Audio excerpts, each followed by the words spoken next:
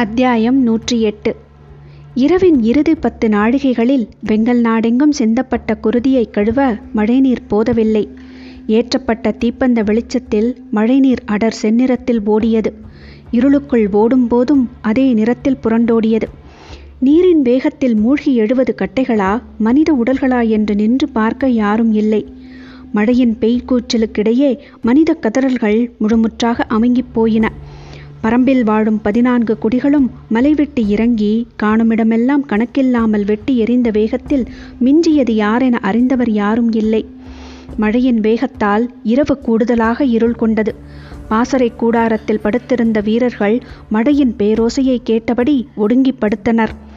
போர் நாட்களில் தூக்கம் வருமா என்று மற்றவர்கள் கேட்கும் பொழுதெல்லாம் போர் வீரர்கள் சொல்லும் பதில் இதுதான்: தூக்கம் வராது, ஆனால் மரணம் வரும். அன்றைய நாளில் களத்தில் எத்தனை முறை மரணத்தின் வாயிலருகே தப்பித்திருப்போம் என்பதை நினைத்து கூட பார்க்க முடியாது. ஏனெனில் உடலும் மனமும் ஆற்றலை முற்றிலும் இழந்திருக்கும். போர்க்களத்தில் தேரினையே தனித்து தூக்க முற்படும் வீரன் கூட இரவினில் தன் உடலை தூக்கி நகரும் வலுவினை இழந்து கிடப்பான். போரற்ற நாட்களில் படுக்கும் பொழுது வரும் உறக்கமன்று போர் நாட்களின் உறக்கம். துளி கூட நினைவின் தடமின்றி தன்னை மறந்தால் மட்டுமே உறங்க முடியும். ஏறக்குறைய மரணத்துக்கு மிக அருகில்தான் அது நிகழும். பகலில் மரணத்தோடு ஒட்டியே பயணம் செய்வது போல இரவிலும் மரணத்தோடு ஒட்டிய பயணம்தான். உறக்கம், விழிப்பு, ஆயுதமேந்தல், போரிடுதல் எல்லாமே போர்க்களத்தில் மரணத்தின் மறு செயல்பாடுகள்தான்.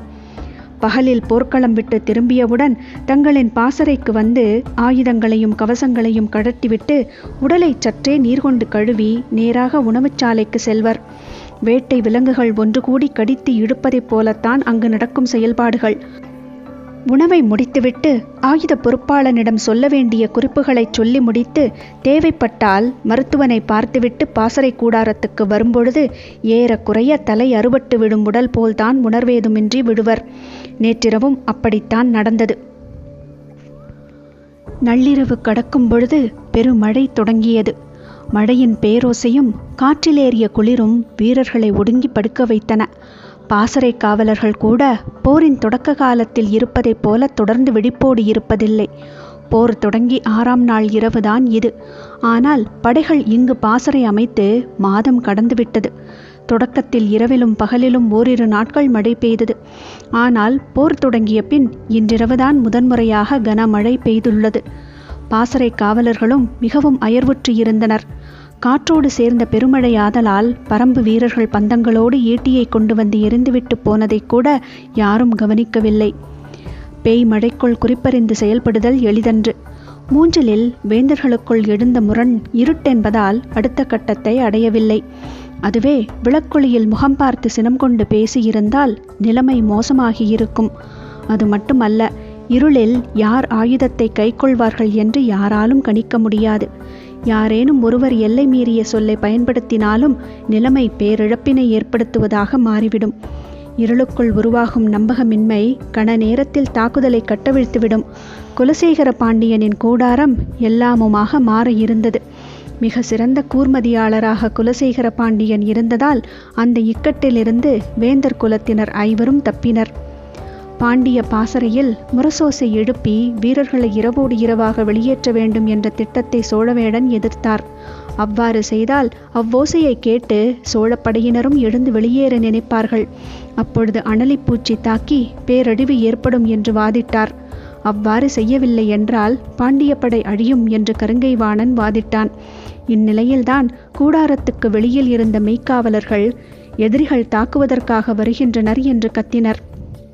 துடித்தெழுந்த கருங்கைவாணன் அவர்களை எதிர்கொள்வதற்கான உத்தியை சொல்லத் தொடங்கும் முன் அதற்கு வாய்ப்பே அளிக்காமல் குலசேகர பாண்டியன், இக்கணம் நாம் பாதுகாப்பாக இவ்விடம் விட்டு வெளியேறும் முடிவை எடுக்கவில்லை என்றால் அடுத்து எக்கணமும் ஒன்றாய் முடிவெடுக்கும் சூழல் வராது.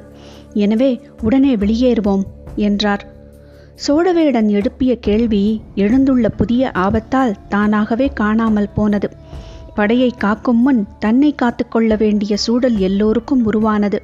அந்நிலையிலும் மதிநுட்பத்தோடு செயல்பட்டார் குலசேகர பாண்டியன். கூடாரம் விட்டு வெளியேறும் பொழுது மயூர்கிழாரின் காதோடு காதாகச் சொன்னார், பாண்டிய பாசறையில் அபாய ஒலி எழுப்பி விடியும் முன் வீரர்கள் அனைவரையும் வெளியேற்று. கொட்டும் மழையில் மூஞ்சலின் கூடாரம் விட்டு வெளியேறிய வேந்தர்கள் தங்களின் குதிரைகளை நோக்கி விரைந்து சென்றனர். நூற்றுக்கணக்கில் இருந்த கவசப்படை வீரர்களும் தனிப்படை வீரர்களும் வேந்தர்களைச் சுற்றி அணிவகுத்து நின்றனர். மூவேந்தர்களின் தனித்த முரசங்கள் வேந்தர்கள் உள்ளே வரும்பொழுதும் வெளியே செல்லும் பொழுதும் இசைக்கப்பட வேண்டும். ஆனால் சிறிய ஓசை கூட வெளியில் கேட்காத அளவிற்கு பதுங்கிய நிலையில் மூஞ்சலை விட்டு இரவின் 22ஆம் நாழிகையில் வேந்தர்கள் வெளியேறினர். வெளியேறி சிறிது தொலைவு போன பின்தான் கருங்கைவாணன் சொன்னான், நாம் புறப்படும் அவசரத்தில் செய்தி அனுப்ப மறந்துவிட்டோம். அமைச்சர்கள் மூவரும் நீலனின் கூடாரத்துக்குள் இருக்கிறார்கள். அப்படியா என்று சற்று அதிர்ச்சியோடு குலசேகர பாண்டியன் கேட்டு முடிக்கும் முன் சோழவேடன் சொன்னார், உருமன் கொடியை உடனே அனுப்பி 3 அமைச்சர்களையும் பாதுகாப்பாக அழைத்து வரச் சொல்லுங்கள். குதிரைகள் போய்கொண்டிருக்கும் பொழுது சோழவேடன் முந்திக்கொண்டு சொன்னதற்கு காரணம் இருந்தது. ஒரு கணம் காலம் தாழ்த்தினால் கூட தளபதி உசந்தனை அனுப்பி அமைச்சர்களை அழைத்து வரச் சொல் என்று குலசேகர பாண்டியன் சொல்லிவிடுவார் என நினைத்தார் சோழவேடன். சோழப்படையின் வலிமை மிகுந்த தளபதி என்றால் இப்பொழுது உசந்தனை மட்டும்தான் சொல்ல முடியும். அவனையும் ஆபத்துக்குள் எளிதாக சிக்க வைத்து விடுவார் குலசேகர பாண்டியன். அவர் சொன்ன பின் மாற்றிச் சொல்வது கோழைத்தனமாக தெரியும். நீலனை பழைய கோட்டைக்கு கொண்டு செல்லும் பணிக்கு பாண்டிய தளபதி மாகனகனை அனுப்ப வேண்டிய தேவையே இல்லை. பாதுகாப்பு வீரர்களே அதனை சிறப்பாக செய்வர். ஆனால் தன் தளபதிகளை பாதுகாப்பான இடத்தில் சேமித்து வைத்துக் கொள்ள வேண்டும் என்பதில் குலசேகர பாண்டியன் முதலில் இருந்தே கவனத்தோடு இருப்பதாக சோழவேடன் கருதியதால்தான் உருமன் கொடியின் பெயரை முந்திக்கொண்டு சொன்னார். அதன்பின் குலசேகர பாண்டியனால் மாற்றிச் சொல்ல முடியவில்லை. அவ்வாறே உத்தரவிட்டார். உருமன் கொடி 12 குதிரை வீரர்களோடு மூஞ்சலை நோக்கி பாய்ந்து போனான். குலசேகர பாண்டியனின் கூடாரத்தில் இருந்து மிக தள்ளி நீலனின் கூடாரம் இருந்தாலும் மழையின் பேரோசையினாலும் வேந்தர்கள் புறப்பட்டதை அமைச்சர்களால் அறிய முடியவில்லை. உருமன் கொடி குதிரையை தாற்றுக்கோலால் மாறி மாறி அடித்து வேகத்தை கூட்டினான். பரம்பு வீரர்கள் அதற்குள் மூஞ்சலுக்குள் வர வாய்ப்பில்லை என்பதை மனதுக்குள் உறுதிப்படுத்தியபடியே நீலனின் கூடாரத்தை நோக்கி ஓசை எழுப்பியபடியே விரைந்தான். ஆனால் எதிரோசை எதுவும் வரவில்லை. கூடாரத்தின் அருகே வந்ததும் அமைச்சர்களின் பெயரைச் சொல்லி கத்தினான். கொட்டும் மழையில் தனக்கே கேட்கவில்லை என்று நினைத்தபடி வீரன் ஒருவனை உள்ளே போய் பார் என்றான். அவன் சொல்லி முடிக்கும் பொழுது அவனுக்கு பின்னால் எந்த வீரனும் உயிருடன் இல்லை. மழையோசையை மீறி கேட்டது ஒரு குரல். அது எதிரியின் குரல் என அறிந்த கணத்தில் வாளினை உருவினான். அப்பொழுது கூடாரத்துக்குள்ளிருந்து வெளிவந்த முடியனின் ஈட்டி உருமன் கொடியின் கீழ்நாடியில் குத்தி பின்மண்டையில் வெளியேறியது. குலசேகர பாண்டியன் காதோடு காதாக இட்ட உத்தரவுப்படி பாண்டிய பாசறையில் நள்ளிரவு முரசினோசை எழுப்பப்பட்டது. நன்றாக உறங்கிக் கொண்டிருந்த வீரர்கள் திடுக்கிட்டு எழுந்தனர். உடனடியாக ஆயுதங்களை எடுத்துக்கொண்டு பாசறையை விட்டு வெளியேறுங்கள் என்று உத்தரவிட்டான் பாசறை தளபதி. மழையோசையால் அவனது குரல் பெரிதாக கேட்கவில்லை. எனவே வீரர்கள் கூடாரம் தோறும் சென்று சொன்னார்கள். முதல் 5-6 கூடாரங்கள் கலையத் தொடங்கிய பின் செய்தி தனது போக்கில் பரவத் தொடங்கியது. பேராபத்து வருவதாக கருதிய வீரர்கள் பதறியடித்து ஓடத் தொடங்கினர். பெரும் கூச்சல் மேலேறி வந்தது. மழையின் வேகம் சற்றே குறையத் தொடங்கிய பொழுது பாண்டிய பாசறையில் இருந்து பேரோசை மேலேறி வருவது சோழர்களின் பாசறைக்கும் எதிரொலிக்கத் தொடங்கியது. அக்கணம் முதலே பேரழிவு தொடங்கியது. சோழப்படை வீரர்கள் அஞ்சி வெளியேறிய கணத்தில் அனலிகளின் தாக்குதல் தொடங்கின. கண்ணுக்கு தெரியாமல் இருளுக்குள்ளிருந்து பெரும் படை வருகிறது என்று எண்ணிய வீரர்கள் சிறு பூச்சிகளை ஒரு பொருட்டாகவே நினைக்கவில்லை. கையில் சிக்கிய ஆயுதங்களை எடுத்துக்கொண்டு வீரர்கள் ஓடத் தொடங்கினர். நாகக்கரடு இருக்கும் மேற்கு திசைதான் எதிரிகள் இருக்கும் ஆபத்தான திசை என்பதால் கிழக்கு திசை நோக்கி ஓடத் தொடங்கினர். பாண்டிய பாசறை ஒரு காத தொலைவில் வடகிழக்கு திசையில் இருந்தது. அங்கிருந்து மேலேறி வந்த ஓசையும் இங்கிருந்து மேலேறிய ஓசையும் வெகு விரைவாக இணைந்தன. அனலிகள் தாக்கத் தொடங்கிய சிறு கணத்திலேயே வீரர்கள் எழுப்பும் ஓசையின் தன்மை மாறத் தொடங்கியது. சோழப்படையின் எண்ணிக்கை மிக பெரியது என்பதால் கதறலின் பேரோசை இருளை நடுக்கச் செய்தது. போர்க்களத்தில் வேந்தர் படை வீரர்கள் கவச பாதுகாப்போடும் அனைத்து விதமான ஆயுதங்களை கைக்கொண்டு போரிடும் பொழுதே பரம்பு வீரர்களை எதிர்கொள்வது மிக கடினம். ஆனால் இப்பொழுதோ இரவில் பேரச்சத்தோடு கைகளில் ஓரிரு ஆயுதத்தை மட்டுமே எடுத்துக்கொண்டு ஓடி வருகிறவர்கள் விண்டன் தலைமையிலான பரம்பு படையை எப்படி எதிர்கொள்ள முடியும்? பின்னால் துரத்தும் பேராபத்தில் இருந்து தப்பி பிழைக்கவே வீரர்களின் பெரும் கூட்டம் ஓடி வந்தது. அவர்களாக வந்து ஈட்டிகளில் பாய்ந்து மாய்வதைப் போலத்தான் கணக்கே இல்லாமல் மாய்ந்து கொண்டிருந்தனர். எதிர்நிலையில் நின்ற வெண்டன் தாக்கவே இல்லை. ஆனால் அழிக்க மட்டும் செய்தான். அழிவு கணக்கே இல்லாமல் நடந்து கொண்டிருந்தது. பல்லாயிரம் மணிகள் கோர்க்கப்பட்ட மாலை ஓர் இடத்தில் அருந்தவுடன் மொத்தமும் மண்ணில் உருள்வதைப் போலத்தான் படையின் கட்டுக்கோப்பு அருந்த கணத்தில் பல்லாயிரம் தலைகள் மண்ணில் உருண்டு கொண்டிருந்தன.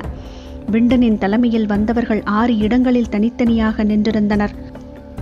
வர வர வெட்டிச்சரிக்கும் வெறியோடு நின்றவர்களை நோக்கி அனலிகளால் விரட்டப்பட்டவர்கள் இடைவிடாது வந்து கொண்டிருந்தனர். அச்சத்தோடு பாய்ந்து வருபவர்களுக்கு முன்னால் தனது கூரிய ஆயுதங்களை ஏந்தி நின்றான்.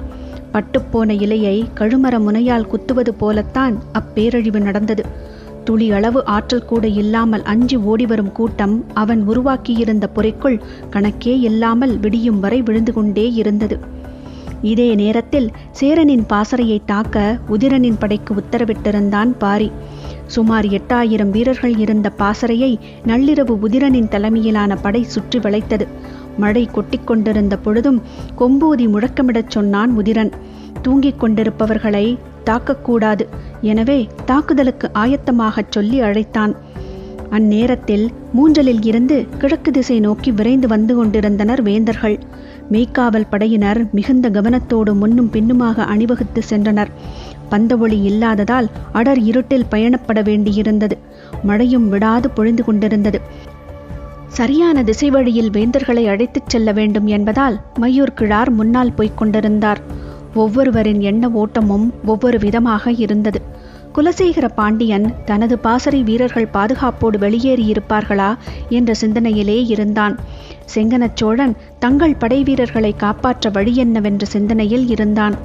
பரம்பின் தாக்குதல் எப்படி இருக்கும் என்பதை எழுவனாற்றில் அறிந்தவன் அவன்.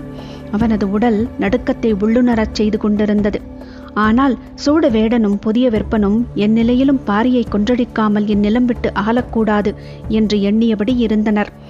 கருங்கைவாணனின் சிந்தனை முழுவதும் உருமன் கொடியை பற்றியதாக இருந்தது.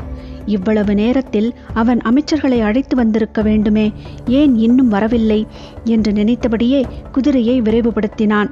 யாரையாவது அனுப்பி நிலைமையை அறிந்து வரச் சொல்லலாமா என்று தோன்றியது. குதிரையை விரைந்து செலுத்தி முன்னால் போய்க் கொண்டிருந்த மையூர் கிழாரிடம் வந்து கேட்டான். உருமன் கொடி இன்னும் வந்து சேரவில்லை.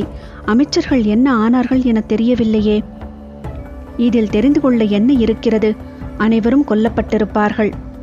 கருங்கைவாணன் சற்றே அதிர்ச்சிக்குள்ளானான். உருமன் கொடி பெருவீரன், அவனை எளிதில் வீழ்த்திவிட முடியாது. தளபதிகள் வீரத்தோடு இருந்து என்ன பயன்? வேந்தர்கள் கூர்மதியோடு இருக்க வேண்டுமல்லவா? ஏன் அப்படி சொல்கிறீர்கள்? நாம் மூஞ்சலை கடந்து உருகாத தொலைவு வந்த பிறகு அமைச்சர்களை மீட்கும் முயற்சியில் ஈடுபடலாமா? இத்தனை நாள் போருக்கு பின்பும் எதிரியின் வேகத்தையும் வலிமையையும் இவர்கள் என்னதான் புரிந்து கொண்டார்கள்? அதற்காக அமைச்சர்கள் மூவரையும் அப்படியே விட்டுவிட முடியுமா? ஏன் முடியாது? மறதியும் கவனக்குறைவும் தவிர்க்க முடியாதது. அதன் விலை அமைச்சர்களாக இருந்தாலும் கலங்காது முடிவெடுக்க வேண்டும். ஒருவரின் தளபதியை இன்னொருவர் சிக்க வைத்து விடுவர் என்ற பதற்றத்தில் மூவரும் மாறி மாறி மற்றவர்களை சிக்க வைத்துக் கொண்டிருக்கிறார்கள். அமைச்சர்களோடு நின்றிருக்க வேண்டிய இழப்பில் உருமன் கொடியையும் சேர்த்து விட்டார்கள்.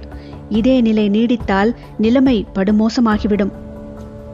ஏன் நம்பிக்கை இழந்து பேசுகிறீர்கள்? மழையையும் மீறி கேட்டது கருங்கைவாணனின் குரல். போர்க்களத்தில் 2 செயல்கள்தான் உண்டு. ஒன்று தாக்கி அழிப்பது, இல்லையெனில் தப்பிப் பிழைப்பது. நாம் முதல் கட்டத்தின் இறுதி நிலைக்கு வந்துவிட்டோம். எனவே 2ஆம் கட்டம் பற்றிய சிந்தனை தானாகவே மேலெழுகிறது என்று கூறிய மையூர் கிழார் தொடர்ந்து சொன்னார். உருமன் கொடி கொல்லப்பட்டிருந்தால் அடுத்து ஒரு பொழுதுக்குள் நாம் தாக்கப்படுவோம். அப்படியா சொல்கிறாய்? எத்திசையில் இருந்து தாக்குதல் வர வாய்ப்பிருக்கிறது? அதுதான் தெரியவில்லை. எனது கணிப்புப்படி இந்நேரம் சோழப்படையும் பாண்டியப்படையும் பேரழிவை கண்டிருக்க வேண்டும். உதியஞ்சேரல் தன் தளபதி துடும்பனை அனுப்பி அவனது பாசறையில் இருக்கும் வீரர்களை வெளியேற்றும்படி கூறியுள்ளான். இல்லையே, துடும்பன் நம்முடன் தானே இருந்தான். மூஞ்சலில் இருந்து புறப்படும் பொழுது நம்முடன் தான் இருந்தான். இடையில் அவனை பாசறைக்குச் சேரவேந்தர் அனுப்பி வைத்து விட்டார். சொல்லும் பொழுது இடியோசை ஒன்று நிலத்தை நடுங்கச் செய்தது. மிக அருகில் விழுந்திருக்க வேண்டும். குதிரைகள் மிரண்டு கனைத்தன. நாம் இப்பொழுது எத்திசையில் எதை நோக்கி போய்க் கொண்டிருக்கிறோம்? எது பாதுகாப்பானது என கேட்டான் கருங்கைவாணன். குதிரையை மழையின் தன்மைக்கு ஏற்ப எவ்வளவு முடியுமோ அவ்வளவு விரைவுபடுத்தியபடியே மயூர்கிழார் சொன்னார், உண்மையைச் சொல்வதாக இருந்தால் எனக்கு எதுவும் புரிபடவில்லை. பரம்பில் வாழும் 12 குடிகளும் கீழிறங்கிவிட்டன என்ற பின் நாம் எத்திசையில் பயணப்படுவது என்றே விளங்கவில்லை. பாரி எப்பக்கம் இறங்கியிருப்பான் என்பதை சிறிதும் முன்னுணர முடியவில்லையா? முடியவில்லை. இருளின் எல்லா திசைகளிலும் பரம்பு வீரர்கள் இருக்க வாய்ப்புண்டு. அதே போல பரம்பின் படையணி எல்லாவற்றுக்குள்ளும் பாரி இருப்பதற்கான வாய்ப்பு உண்டென்றே கருதுகிறேன். சொல்லும் பொழுது உடல் உள்ளுக்குள் நடுங்கி மீண்டது. இருளெங்கும் பாரியால் நிரம்பியிருந்தது. அப்படியென்றால் நாம் இப்பொழுது என்ன செய்ய வேண்டும்?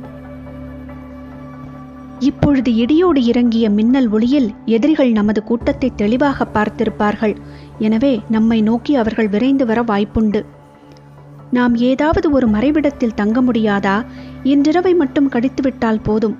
காலையில் நிலைமையை வேறு விதத்தில் எதிர்கொண்டு விடலாம். நானும் அதனைத்தான் சிந்தித்துக் கொண்டிருக்கிறேன். மறைவிடம் என்று எதுவும் இல்லை. எனது அரண்மனைக்கு போவதாக இருந்தால் நாமே ஆபத்தில் போய் சிக்கிக் கொள்கிறோம் என்று பொருள். ஏனெனில் வடதிசையில் காரமலைக்கு மிக அருகில் உள்ளது எனது அரண்மனை.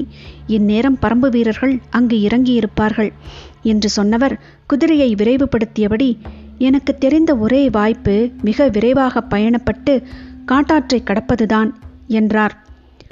அங்கு என்ன வகையான பாதுகாப்பு ஏற்பாடு இருக்கிறது? இம்மழைக்கு காட்டாற்றில் நீர் பெருக்கெடுத்து ஓடும். மேடான பகுதியின் வழியே நான் ஆற்றினை கடந்து அக்கறைக்கு அழைத்துச் சென்று விடுவேன். அக்கறையில் செவ்வரி மேட்டின் பக்கம் போய்விட்டால் போதும். நாம் இரவில் எவ்வித ஆபத்து குறித்தும் அச்சப்பட தேவையில்லை. ஏன், எதிரிகள் அங்கு வரமாட்டார்களா? மலைமக்கள் அச்சப்படுகிற ஒரே பொருள் நீர் மட்டும்தான். மலைமக்களின் பெரும்பான்மையோருக்கு நீச்சல் தெரியாது.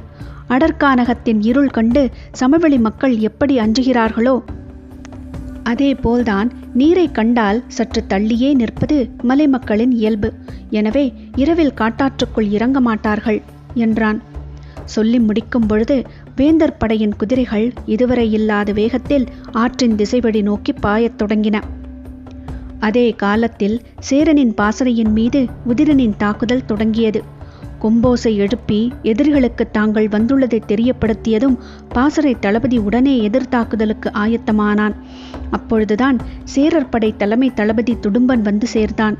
உதியஞ்சேரலின் கட்டளைப்படி உடனடியாக பாசறையை விட்டு வெளியேறும்படி உத்தரவிட்டான். எதிரிகள் கொம்போசை எழுப்பியுள்ளனர். இந்நிலையில் பாசறையை விட்டு வெளியேற உத்தரவிட்டால் நிலைமை மோசமாகிவிடும். ஒரு பக்கம் எதிரிகளை தடுக்க எதிர்த்தாக்குதல் நடத்தி கொண்டிருப்போம். இன்னொரு பக்கம் வெளியேறி கொண்டிருப்போம். மழை பெய்து கொண்டிருப்பதால் தெளிவான உத்தரவை எல்லோருக்கும் வழங்கிவிட முடியாது. நள்ளிரவில் கூடாரத்துக்குள் தூங்கிக் கொண்டிருக்கிற பலருக்கும் நிலைமையை விளக்குவது எளிதல்ல. எனவே 2 செயல்களால் பெரும் குழப்பம் உருவாகும். பரம்பு வீரர்களை எதிர்த்து முழு கவனத்தோடு தாக்குதல் தொடுப்போம்.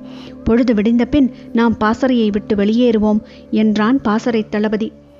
அதிக அளவு வீரர்கள் கூடாரங்களை விட்டு வெளியேறத் தொடங்கியதும் பரம்பு வீரர்கள் தாக்குதலை தொடங்கினர். பின்னிரவு நேரத்திலும் மழையின் வேகம் குறையவில்லை. இரவு நேரத்தில் பாசறையின் மீதான எதிரிகளின் தாக்குதலை சரியாக கைக்கொள்ளவில்லை என்றால் பேரழிவுக்கு இட்டுச் செல்லும் என்பதை தளபதி நன்கு அறிவார். எனவே தனது நிலையை வலியுறுத்தினார். பாசறை தளபதிக்கு இப்பாசறையில் ஏற்பட்டுள்ள சிக்கல் மட்டுமே தெரியும். ஆனால் துடும்பனுக்கு மொத்த சிக்கலும் தெரியும். வேந்தர்கள் மூஞ்சலை விட்டு வெளியேறிவிட்டனர். பாதுகாப்பான இடத்துக்கு விரைந்து கொண்டிருக்கின்றனர். பாண்டிய படையும் சோழப்படையும் பேரழிவுக்கு ஆளாகியுள்ளன. அந்நிலையில் சேரர் படை மட்டும் பாசறையில் இருந்தால் அது பேராபத்தாகும். எனவே ஒரு பகுதி வீரர்களை இழந்தாலும் நாம் இவ்விடத்தை விட்டு அகல்வதே பாதுகாப்பானது. இதனை பாசறை தளபதிக்கு விளக்கிக் கொண்டிருக்க முடியாது. எனவே துடும்பன் வேந்தரின் கட்டளை என்று மறு சொல்லுக்கு வழியில்லாதபடி உத்தரவினை பிறப்பித்தான். பாசறை தளபதியால் அதனை புரிந்து கொள்ள முடியவில்லை. தொடர்ந்து வாதிட்டான். ஆனால் நிலைமை கைமீறி கொண்டிருந்தது. இறுதியில் பாசறை தளபதி சொன்னான், சரி, நான் மேற்கு பகுதியில் நின்று எதிரிகளை தாக்கும் படைக்கு தலைமை ஏற்கிறேன். நீங்கள் வெளியேறும் படையை கவனத்தோடு கொண்டு செல்லுங்கள் என்றான். தான் பாசறை வீரர்களை காக்க அவன் இறுதி வரை எடுத்துக்கொள்ளும் முயற்சியை கண்டு மறுப்பேதும் சொல்லாமல் ஏற்றான் துடும்பன். மேற்கு திசையில் பரம்பின் தாக்குதல் வலிமையானதாக இருந்தது. பாசறை தளபதியின் தலைமையில் சேரர் படையினர் எதிர்த்தாக்குதலில் ஈடுபட்டனர். ஆனால் அவர்களால் எதிரிகளை பின்னுக்கு நகர்த்த முடியவில்லை. அதற்கு காரணம் பரம்பு வீரர்கள் இருளுக்குள் எவ்விடத்தில் நின்று அம்பெய்துகின்றனர் என்பதை சேர வீரர்களால் மதிப்பிடவே முடியவில்லை. இருளின் எல்லா திசைகளிலுமிருந்து அவர்களின் அம்புகள் பாய்ந்து வந்தன. வேந்தர்களின் படை வீரர்கள் பெரும்பாலும் தங்களின் வில்லுக்கு பட்டுநூல் நாணைத்தான் பயன்படுத்தினர். அது மழைநீரில் ஈரமானால் போதுமான இழுவை விசையை உருவாக்காது. ஆனால் பரம்பின் வீரர்கள் பயன்படுத்துவது எல்லாம் மான்முடியும் எருமை முடியும் கொண்டு திரிக்கப்பட்ட நாண். எனவே அது மழை நீரால் எவ்வித பாதிப்புக்கும் உள்ளாகாது. பரம்பு வீரர்கள் பாசறையின் மீது அலையலையாய் அம்புகளை விடுத்து கொண்டிருந்தனர். மழைப்பொழிவுக்கு இடையிலும் அம்புகள் கூடாரத்தை தொடர்ந்து தாக்கின. பாசறைக்குள் உத்தரவில் ஏற்பட்ட குழப்பத்தால் பெரும்பாலானோர் தாக்குதலை எதிர்கொள்ளாமல் கிழக்கு திசையில் வெளியேறத் தொடங்கினர். உதிரனின் தாக்குதல் திட்டத்தின் கூர்முனை பகுதி மேற்கு திசை அன்று. அதாவது மேற்கு திசையில் நள்ளிரவில் பேரோசியை எழுப்பியபடி தாக்குதல் தொடுத்தால் அச்சப்பட்டு வெளியேறும் படை கிழக்கு திசையில்தான் பாய்ந்து செல்லும். எனவே கிழக்கு திசையில் பொருத்தமான 3 இடங்களில் தங்களின் 3 குடிகளை நிறுத்தியிருந்தான் உதிரன்.